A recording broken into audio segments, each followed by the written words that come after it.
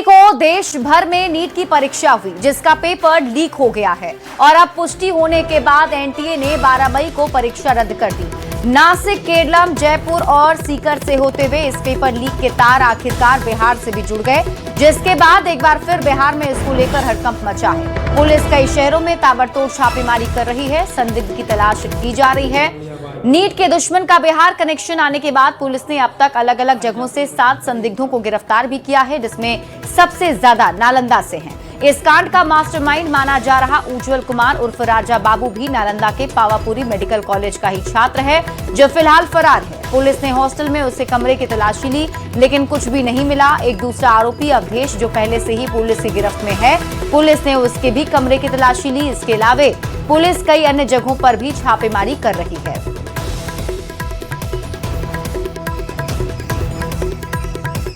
पटना से बड़ी खबर है, एसीएस बी राजेंद्र के खिलाफ मोर्चा खोल दिया गया है। अब शिक्षक संघ ने इनके खिलाफ मोर्चा खोला है। दरअसल जनगणना ड्यूटी का विरोध शिक्षक संघ की तरफ से जताया जा रहा है और इसे लेकर बीजेपी एमएलसी जीवन कुमार ने पत्र भी लिखा है। शिक्षा मंत्री मिथिलेश तिवारी से तत्काल पहल की मांग भी की गई है। एसीएस बी राजेंद्र के पत्र को रद्द करने की मांग की गई है और सीएम सम्राट चौधरी को भी पत्र लिखकर ये मांग की गई है। दरअसल मार्क ऑन ड्यूटी के तहत स्कूल अवधि में जनगणना किए जाने की मांग है।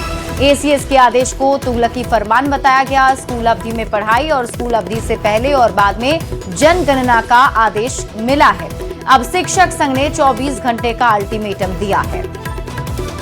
इस वक्त की बड़ी खबर आपको बताते हैं, बिहार में पहली बार होगा एआई का महासम्मेलन। 23 और 24 मई को पटना में ये भव्य आयोजन होगा।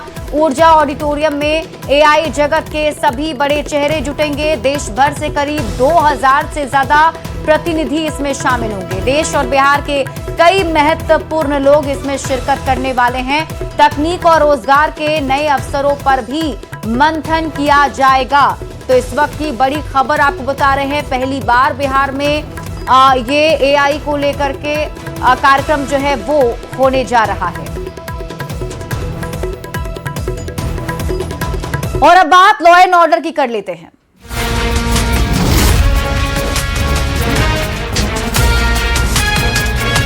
गोपालगंज से आपको बड़ी खबर बताते हैं, जहां ऑर्केस्ट्रा संचालकों के ठिकानों पर छापेमारी की गई है और इस छापेमारी में करीब 44 नाबालिग लड़कियों का रेस्क्यू किया गया है। मौके से 21 संचालकों को गिरफ्तार किया गया। रेस्क्यू के तीसरे दिन भी जांच प्रक्रिया जारी है। पुलिस लड़कियों को अस्पताल से कोर्ट और कोर्ट से अस्पताल ले जाती दिखी है। लड़कियों को खाने पीने की सुविधा न होने पर नाराजगी भी जताई गई। परिजनों ने नाराजगी जताते हुए हंगामा किया है। रेस्क्यू की गई 44 नाबालिग लड़कियों को इस वक्त मेडिकल जांच के लिए सदर अस्पताल लाया गया है। सदर अस्पताल में मेडिकल जांच के बाद रिपोर्ट के साथ साथ गोपालगंज पुलिस इन सभी लड़कियों को न्यायालय में आज प्रस्तुत करेगी और न्यायालय के आदेश पर पुलिस आगे की कार्रवाई करेगी। बता दें कि गोपालगंज के कुचायकोट थाना क्षेत्र के अलग अलग इलाकों में गोपालगंज पुलिस ने एनजीओ के साथ छापेमारी किया था और छापेमारी के दौरान कुल 44 नाबालिग लड़कियों को रेस्क्यू किया गया था। इसके साथ ही 21 ऑर्केस्ट्रा संचालकों की गिरफ्तारी की गई थी और इस गिरफ्तारी के बाद उन्हें जेल भेज दिया गया। बाकी जो नाबालिग लड़कियां हैं उनकी मेडिकल जांच के लिए इस वक्त सदर अस्पताल लाया गया है और जांच रिपोर्ट के साथ साथ आज पुलिस कोर्ट में प्रस्तुत करेगी। न्यायालय के आदेश के बाद इन लड़कियों के बारे में आगे की पुलिस कार्रवाई करेगी। गोविंद कुमार, न्यूज 18, गोपालगंज। दिल्ली में एक बार फिर चलती निजी बस में गैंगरेप की घटना ने सबको हिलाकर रख दिया है और इस घटना ने 2012 में हुए निर्भया कांड की याद एक बार फिर से ताजा कर दी है। रानीबाग इलाके में एक निजी बस में महिला के साथ गैंगरेप की घटना हुई और इस मामले में दिल्ली पुलिस ने बस के ड्राइवर और कंडक्टर को गिरफ्तार कर लिया। लेकिन दिल्ली की इस घटना ने बिहार तक को हिला दिया है, क्योंकि इस घटना के तार सीधे सीधे बिहार से जुड़ गए हैं। जिस निजी बस में महिला के साथ गैंगरेप की वारदात को अंजाम दिया गया है वो बस बिहार की है और गोपालगंज में रजिस्टर्ड है। ये बस royal travels and cargo company के लिए चलती थी। बस के ड्राइवर कंडक्टर पर आरोप है, महिला जब सोमवार की रात काम से लौट रही थी तभी सरस्वती विहार बस स्टैंड पर इस बस में महिला को अंदर खींच लिया गया और चलती बस में उसका गैंगरेप किया गया। महिला का आरोप है कि उसे रानीबाग से नांगलोई तक ले जाया गया। शिकायत के बाद पुलिस ने कुछ घंटों में आरोपियों को गिरफ्तार कर बस जब्त कर ली है, जिसके बाद जो जानकारी सामने आई उसके मुताबिक ये बस गोपालगंज में रजिस्टर्ड है। तो दिल्ली में जिस निजी बस में महिला के साथ गैंगरेप की वारदात हुई है, उस बस के बारे में बेहद चौंकाने वाली बात सामने आई है। हमारी टीम ने इस बस के बारे में गोपालगंज आरटीओ ऑफिस से जानकारी जुटाई है, जिसमें कई चौंकाने वाले खुलासे हुए। इस बस के बारे में हम आपको पूरी जानकारी भी देते हैं। देखिए, दिल्ली में एक चलती निजी बस में महिला से गैंगरेप हुई और इस जैसे ही गैंगरेप की खबर सामने आई उसके बाद से जांच पड़ताल शुरू हुई। बस का नंबर क्या है वो जान लीजिए।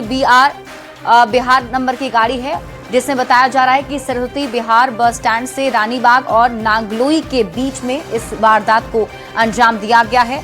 बस का ड्राइवर और कंडक्टर अभी गिरफ्तार कर लिया गया है और हैप्पी मल्होत्रा मालिक है इस बस का, जो नाम सामने आ रहा है। रामपुर सदौवा सिद्धवलिया साई दृष्टि प्राइवेट लिमिटेड इसका पता बताया जा रहा है।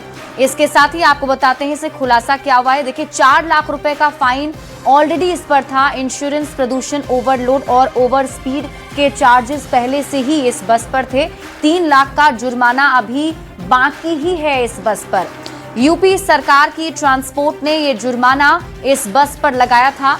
जुर्माना नहीं भरने पर बस पकड़ी भी गई थी और बस खड़ी की गई थी, फिर चलाने की अनुमति भी नहीं दी गई थी।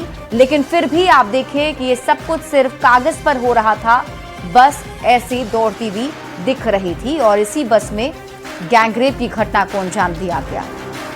दिल्ली में जिस बस में गैंगरेप की वारदात हुई है, उस बस का कनेक्शन गोपालगंज से जुड़ा हुआ है। गोपालगंज में ट्रांसपोर्ट विभाग की टीम ने इस पूरे मामले की जांच की और बस की जब तहकीकात की तो चौंकाने वाला खुलासा हुआ। जिस बस में गैंगरेप की वारदात को अंजाम दिया गया है, उस बस पर ट्रांसपोर्ट विभाग ने तकरीबन 4 लाख रुपए का फाइन किया है, जिसमें परमिट, ओवरलोडिंग और ओवर स्पीड समेत अन्य मामले शामिल है।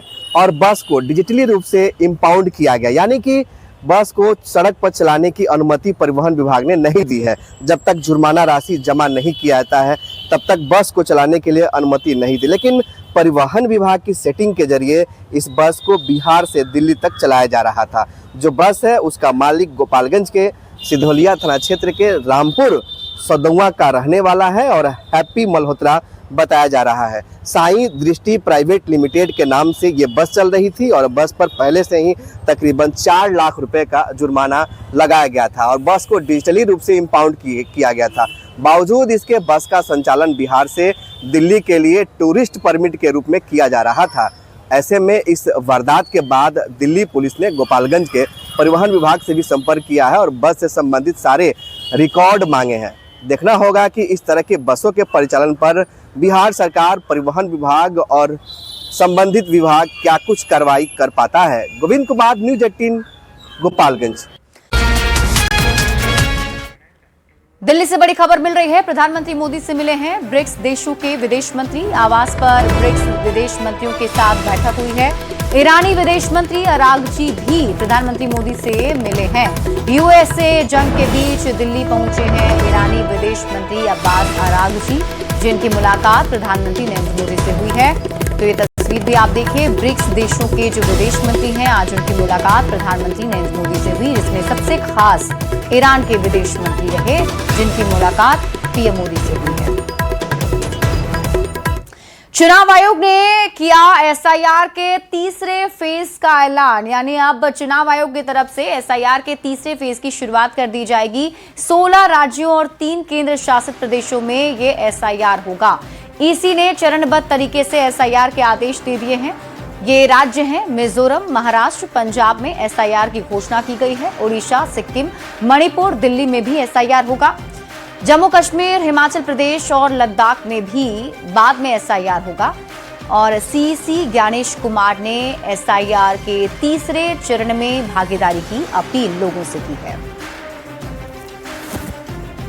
बंगाल में सीएम शिवेंदु सरकार का बड़ा फैसला, मॉर्निंग असेंबली में वंदे मातरम गाना अब जरूरी कर दिया गया है। बंगाल के सभी स्कूलों में वंदे मातरम अब अनिवार्य हो गया है, यानी कि जो छात्र हैं वो अब असेंबली में वंदे मातरम जरूर गाएंगे।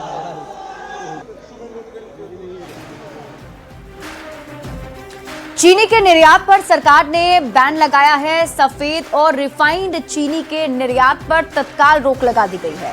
चीनी के निर्यात पर 30 सितंबर 2026 तक बैन रहेगा। चीनी की कीमत को नियंत्रित करने के लिए सरकार ने फैसला लिया है। देश में सरकार ने चीनी के निर्यात को तत्काल रोका है। अमूल और मदर डेयरी ने दूध के दाम 2 रुपए बढ़ाए हैं।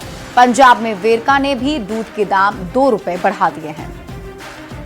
बढ़ते हैं आगे और बात अगली खबर की। दिल्ली लाल किला ब्लास्ट मामले में एनआईए ने बड़ा एक्शन लिया है, जिसमें 10 आरोपियों के खिलाफ चार्जशीट दाखिल की गई है। एनआईए ने 7500 पन्ने की चार्जशीट भी दाखिल की। पटियाला हाउस कोर्ट में यह चार्जशीट दाखिल की गई है, जिसमें ब्लास्ट के आरोपी डॉक्टर और पढ़े लिखे प्रोफेशनल हैं। एनआईए ने इसकी जानकारी दी है। दिल्ली ब्लास्ट मामले में अब तक 11 आरोपी गिरफ्तार किए गए हैं।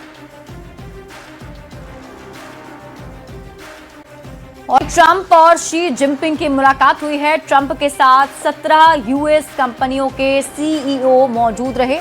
ट्रंप और जिनपिंग के बीच द्विपक्षीय बातचीत हुई है और ट्रंप ने कहा कि चीन के साथ अमेरिका के अच्छे रिश्ते हैं।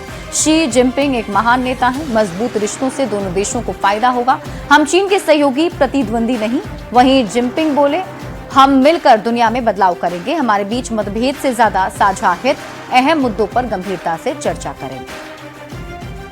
इजराइल के पीएम नेतन्याहू को लेकर बड़ा खुलासा हुआ है। जंग के बीच नेतन्याहू ने यूएई का दौरा किया था। नेतन्याहू ने यूएई के राष्ट्रपति से मुलाकात की थी। अब इजराइल के पीएमओ ने सीक्रेट विजिट की पुष्टि की है।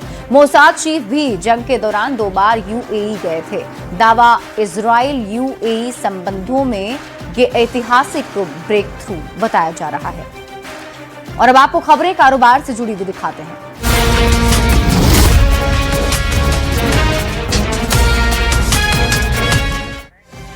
लगातार 2 दिनों की तेजी के बाद आज 14 मई को सोने के भाव में गिरावट देखने को मिली है। एमसीएक्स पर सोने की कीमत 301 रुपए गिरकर 100 रुपए प्रति 10 ग्राम पर आ गई है, जबकि चांदी की कीमत 3538 रुपए गिरकर 100 रुपए प्रति किलोग्राम पर आ गई है। बुलियन बाजार की बात करें तो आज दिल्ली में 24 कैरेट सोने का भाव 1,62,160 रुपए प्रति 10 ग्राम और 22 कैरेट सोने का भाव 1,48,660 रुपए प्रति 10 ग्राम दर्ज किया गया। और अब आपको खबरें खेल से जुड़ी हुई दिखाते हैं।